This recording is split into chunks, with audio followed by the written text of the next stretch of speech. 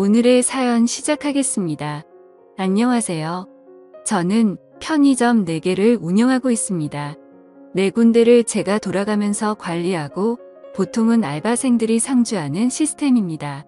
2호점 평일 야간 알바가 원래 근처 대학교 학생이었는데 이 친구가 어느 날 군입대 문제로 그만두게 되었습니다. 그래서 새로 알바 고직 공고를 냈고 이게 사건의 시작이 되었습니다. 2호점이 직영점이라 평일 야간은 11,000원인가 줬어야 했던 걸로 기억합니다. 보통은 직영점 평일 야간은 그만둘 때 전임자가 지인에게 넘기는 편인데 이번엔 그러지 못했습니다. 시급이 높으니 생각보다 연락이 많이 왔고 면접을 10명 정도 봤던 걸로 기억하는데 그중에 23살짜리 키 작은 여자애가 굉장히 의욕이 있어 보였습니다. 지방에서 올라와서 현재는 휴학 중이라는데 부모님 손 벌리는 것도 정도가 있다고 생각해서 지원했다고 했고 그 마인드가 기특해서 기꺼이 그 친구를 뽑았습니다. 처음 한 달 정도는 일을 무난하게 잘했습니다. 편의점을 4개나 굴리니까 알바생 숫자도 꽤 되어서 나름 사장을 합시고 분기별로 알바생들 모아다가 조촐하게 회식을 합니다. 회식일에 받자 근처에 싸구려 고깃집에서 삼겹살에 소주하는 정도지만요. 보통 1차에서 기분 좋게 끝내고 파합니다. 회식이라도 시간이 늦어지면 아내가 항상 화를 내곤 했으니까요. 저 아내 말 잘 듣습니다. 3분기 회식이 되었고 새로 뽑은 여자애도 그 자리에 참석했습니다. 저도 나이가 젊고 알바 애들도 다들 20대이다 보니 분위기도 화목하고 서로 죽이 잘 맞았습니다. 1차가 거의 끝나갈 때쯤에 이제 집에 가려고 하는데 새로운 여자애가 술이 좀 취했었나 봐요. 갑자기 저를 붙잡고 사장님 2차 가면 안 돼요? 하더라고요. 저는 사실 집으로 귀가하고 싶었는데 그날 분위기도 괜찮고 해서 5명이 2차를 가게 되었습니다. 2차는 삼겹살 이후 맥주였습니다. 여자애 2에 저 포함 남자 3이었는데 2시간 정도 지나니 저와 신입 여자 알바생 1호점, 남자 알바생 이렇게 3이 남게 되었습니다. 그런데 신입 여자 알바생이 정작 본인이 2차 가자 하고서는 별 얘기도 안 하고 멍 때리고 있길래 이제 슬슬 집에 가자 하면서 일어나려고 했습니다. 아직도 진짜 생생하게 기억나는데 그때 그 신입 무릎에 눈물이 두둑하고 떨어지더니 갑자기 우열하기 시작하는 겁니다. 호프 집에 있는 사람들이 다 저를 쳐다보고 전 너무 당황해서 숙자야 너 갑자기 왜 그래? 하고 물었고 상황 수습을 하려고 최선을 다했습니다. 같이 있던 알바놈도 당황해서 어쩔 줄 몰라 했습니다. 시간이 지나고 조금 진정됐는지 그 신입 여자 알바생이 말을 합니다. 사장님 둘이서만 얘기하고 싶어요. 라고요. 뭔 일인가 싶었지만 순전히 사장으로서 이 상황을 피할 수 없었기에 알았다고 했고 남자 알바생에게 괜찮다며 집으로 돌려보냈습니다. 그리고 얘기해보라며 그 여자애와 맥주 한 잔을 더하게 되었습니다. 얘기를 하자고 해놓고 여자애가 별말이 없길래 무슨 일인데 그러냐 말을 좀 해봐라 하고 자꾸 부추겼습니다. 제가 성격이 다른 사람들 좀 받아주고 그래서 대학 때부터 이런 식의 여자애들의 고민 상담 같은 게 많았어요. 지금의 아내도 원래 학교 후배인데 이런 식으로 고민 상담하다가 눈 맞아서 연애하다가 결혼까지 했거든요. 제가 잘 구슬리니 썰을 풀기 시작했는데 썰의 내용은 이렇습니다. 동양에서 올라온 학교 선배랑 사귀고 있는데 반동거 상태이며 임신을 해서 어쩔 줄 모르겠다. 사는 게 너무 힘들다. 뭐 이런 내용이었습니다. 일단은 제가 잘 달래고 따뜻하게 위로해주고 무사히 집에 돌려보냈습니다. 이때까지만 해도 사장님 너무 고맙고 착한 사람이라고 감사하다고 연신 굽신굽신했었지요. 그렇게 무사히 회식이 끝났고 그 후 며칠 더 일을 나오다가 그 아이에게 갑자기 전화가 왔습니다. 당장 급하게 병원을 가야 되는데 며칠만 일을 쉬면 안 되겠냐고 합니다. 저는 애가 불쌍하기도 하고 사람 된 돌이라 생각하여 그러라고 했고 몸조리 잘하라고 하고 끊으려 했습니다. 그러자 자기가 지금 현금이 부족해서 그러는데 20만 원 정도만 빌려줄 수 있냐고 하더라고요. 여기서 뭐지? 하는 생각이 들었습니다.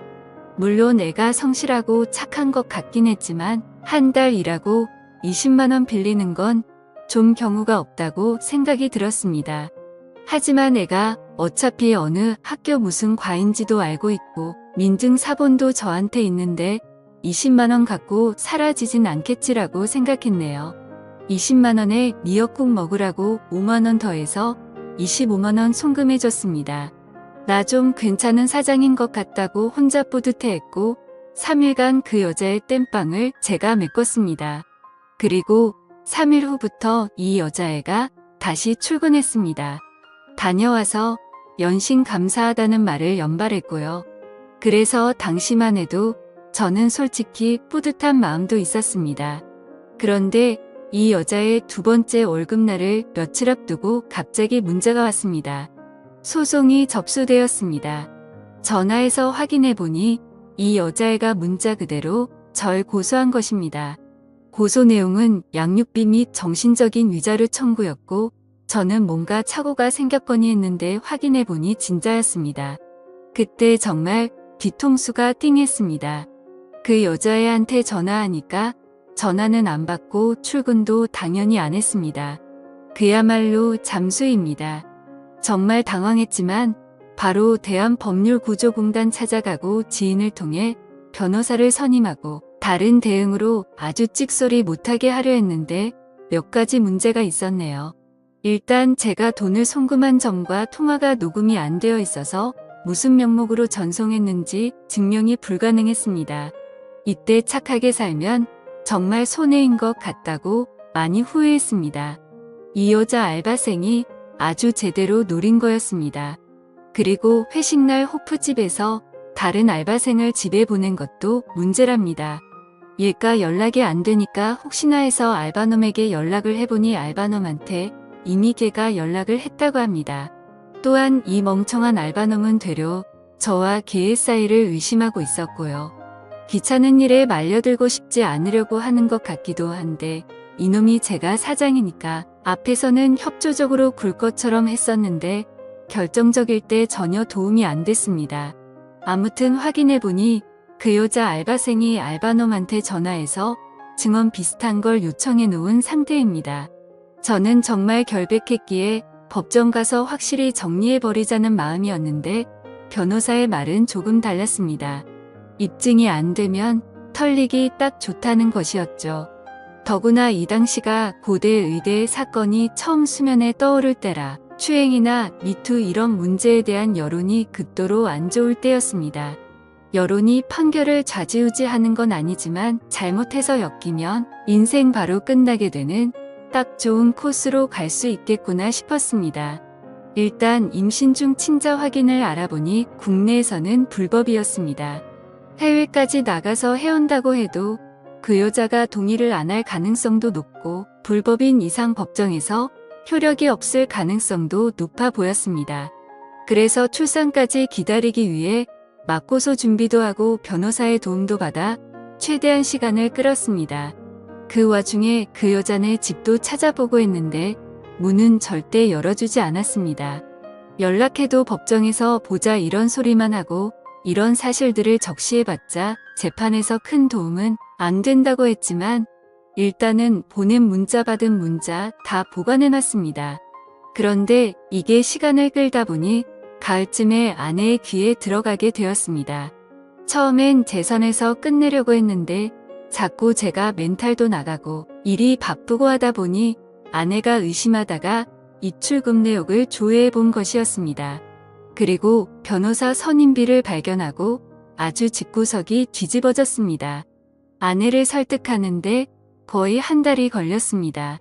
엄밀히 말하면 아내에게 저의 무고함을 설득하는데 한 달 걸린 것 같고 이 일을 같이 헤쳐나가도록 설득하는데 또 한 달이 걸렸네요. 간통죄로 고소한다 이혼하자는 이야기까지 나와서 아주 한 달은 개고생했고 아내가 친정집 가서 잠수를 타기도 했습니다. 저는 친정집 앞에 가서 하루 종일 기다려서 설득했고 간신히 아내의 마음을 돌릴 수 있었습니다. 지금 생각하면 정말 아찔하네요. 아내가 저의 편이 되기로 한 다음부터 일이 조금 수월해졌습니다. 아내가 자진해서 그 여자를 설득하러 갔습니다. 아내가 누군지 모르는 그녀는 결국 아내를 만났습니다. 물론 사건의 전말 같은 건 말하진 않았지만 아내 말로는 그 여자랑 그 여자 남친이 공모한 일 같다고 했습니다. 처음에 저를 그렇게 괴롭히던 아내가 이제는 제 편이 되어서 적극적으로 나서는 게 정말 다행이었습니다.